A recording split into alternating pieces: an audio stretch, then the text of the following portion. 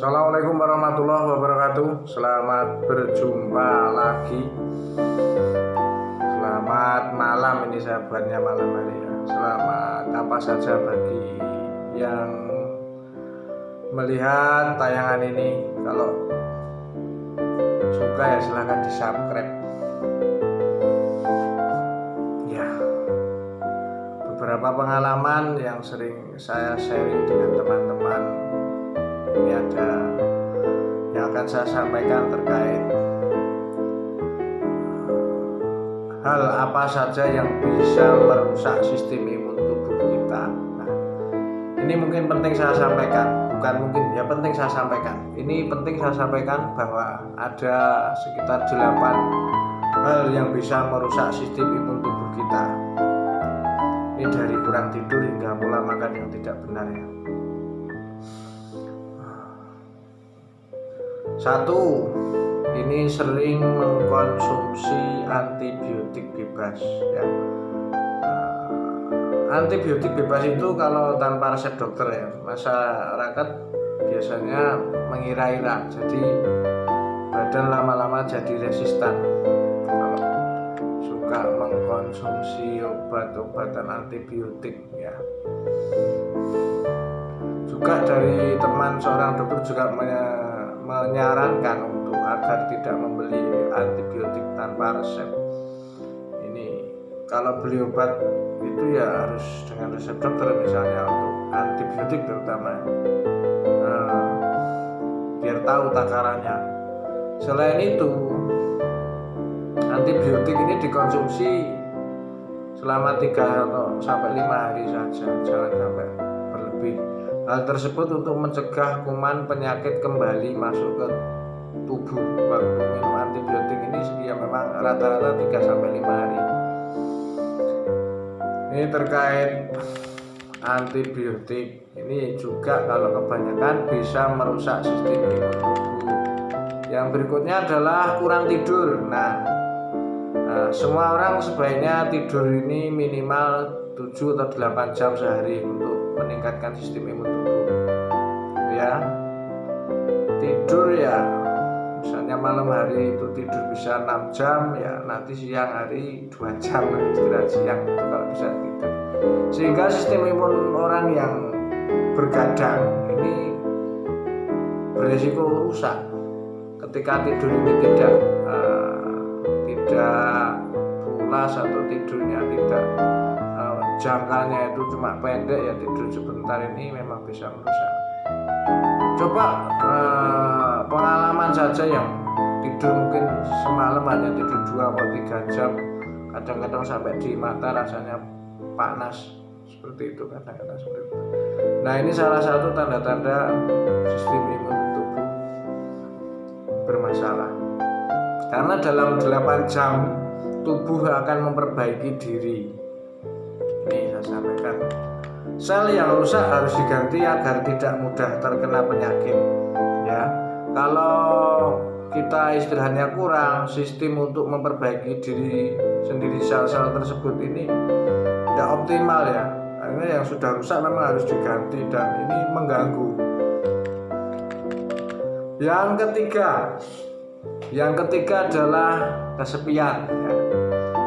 Dirinya sendiri mungkin merasa kesepian. Menggarisbawahi ini terkait kesepian ini bukan maksudnya terus sendiri atau apa, tapi kesepian ini mungkin ya banyak di sekitar kita, banyak akan tapi tidak harmonis. Ini juga bisa memicu penurunan sistem imun. Nah, kesepian itu tentu hubungan antara manusia dan manusia yang nggak bagus ini juga kesepian. Makanya ini penting saya sampaikan bahwa pikiran yang tenang ini bisa membuat sistem imun tubuh ini meningkat. Jadi kalau ada tempat untuk curhat ya, untuk berbagi pikiran jadi lebih tenang, bahagia. Nah, ini salah satu cara kita untuk mempertahankan sistem imun tubuh secara baik. Yang berikutnya adalah yang keempat, jarang bergerak, jarang olahraga. Gaya hidup anak milenial yakni sering bermain HP atau ponsel atau Android ya, sehingga saat ini banyak orang yang jarang bergerak, hanya duduk saja. Ketika kebanyakan hanya memegang HP, Android atau apa dan duduk berjam-jam, ini tentu gaya hidup anak-anak zaman sekarang apalagi sering main game. Nah, ini tentu bisa merusak sistem imun. Nah, ini saya menghimbau agar kebiasaan tersebut untuk dikurangi, kalau perlu dicegah. Kondisi ini tentu tidak hanya itu, ini bisa juga nanti bisa terganggu terkait tulang, osteoporosis dan sebagainya. Nah, kalau tubuh kurang bergerak tentu produksi kalsiumnya juga akan sedikit, jadi memang bisa memicu gangguan di tulang. Nah, resikonya ya nanti di saat tua.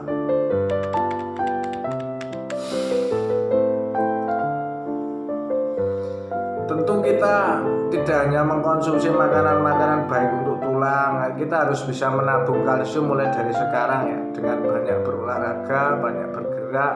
Ini tentu sangat baik. Makan vitamin D seperti ikan, terkena sinar matahari itu juga bagus. Tapi kalau kondisi ini kurang, tentu beresiko mengalami penuaan dini juga. Dan yang sering saya sampaikan yaitu menurunnya sistem imun tubuh.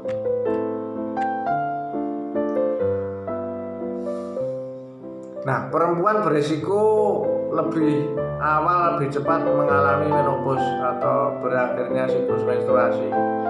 Ini dengan kondisi yang kurang bergerak ini. Biasanya yang standar usia itu 55, ini kadang umur ber-50 tahun sudah menopause. Terkait penurunan sistem. Yang kelima yang bisa menurunkan sistem imun, ini stres ya. Beda dengan yang saya sampaikan tadi kesepian, ini stres. Stres ini adalah pikiran yang tidak tenang. Meningkatkan sistem imun tubuhnya tentu harus dirubah dari pola pikirnya yang tadi tidak tenang menjadi tenang. Kalau pikiran kita tenang, hormon kita juga akan bahagia dan baik, tentu sistem imun tubuh juga bisa dipertahankan. Nah, kalau stres nanti larinya ke makan atau mungkin ke enggak makan yang salah, ya sudah gampang kena penyakit. Ini terkait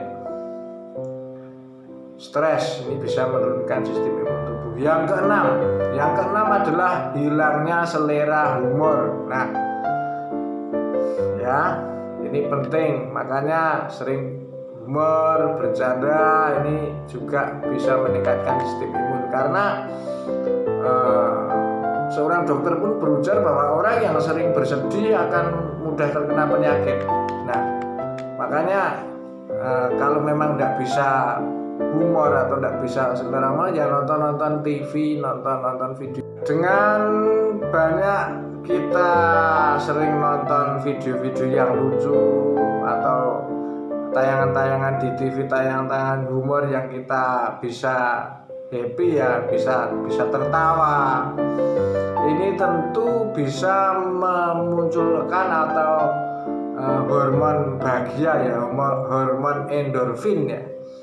Ini yang tentu bikin kita lebih senang.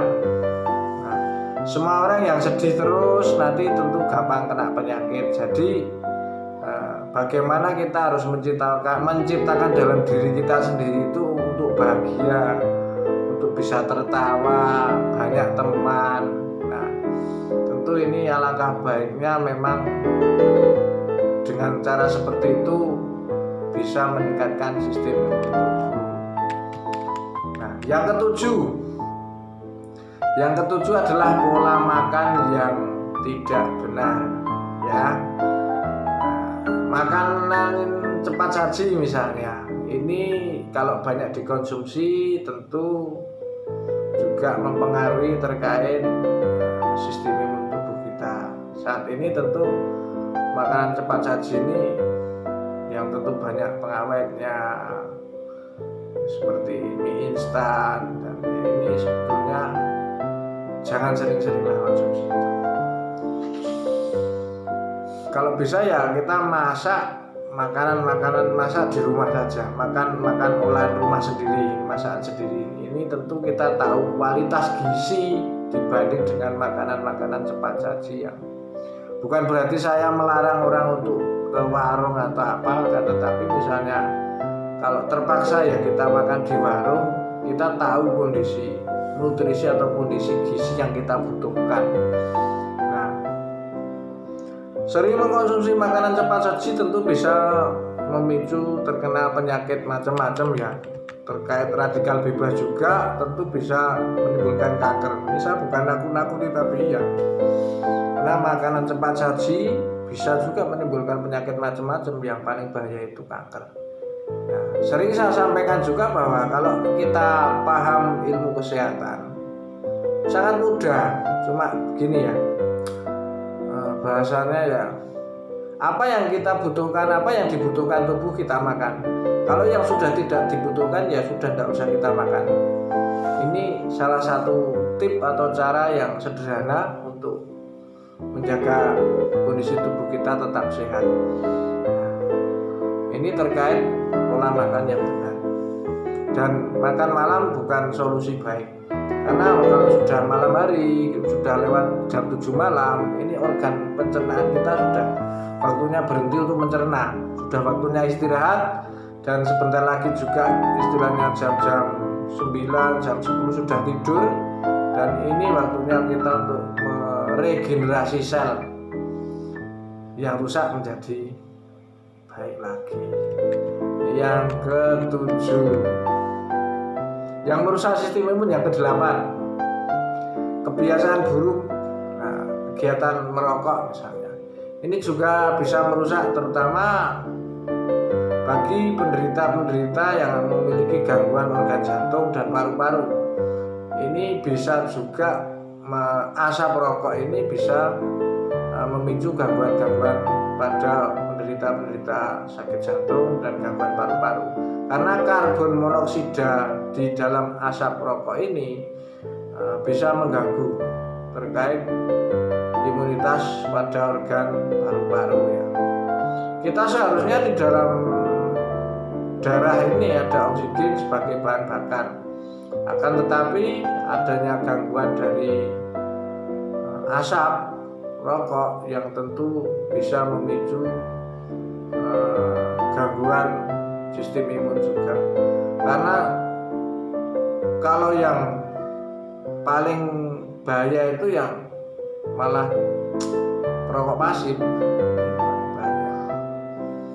Nah, apabila jantung dan paru-paru bermasalah, tentu sistem imun tubuh akan menurun. Nah, ini yang saya sampaikan, bahwa apabila sudah memiliki gangguan organ jantung dan paru-paru, ya lebih baik berhenti merokok yang sudah merokok. Kalau yang kondisi sehat-sehat, monggo silahkan.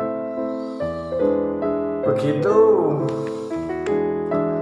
salah satu dari 8 yang saya sampaikan ini. Semoga ya semuanya ya yang saya sampaikan tadi, hal apa saja yang bisa menurunkan atau merusak sistem imun tubuh kita. Semoga bermanfaat. Terima kasih. Assalamualaikum warahmatullahi wabarakatuh.